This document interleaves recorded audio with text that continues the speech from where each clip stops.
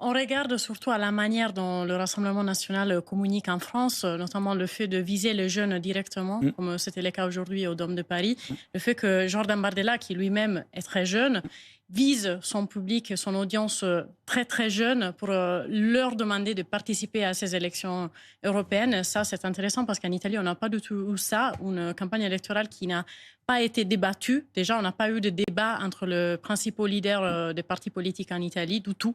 Du coup, cela est intéressant aussi. On n'a pas eu un débat pour les jeunes. Pourtant, les jeunes s'intéressent énormément aux élections européennes en Italie, mais ils disent ouvertement qu'ils ne se retrouvent pas dans les discours politiques.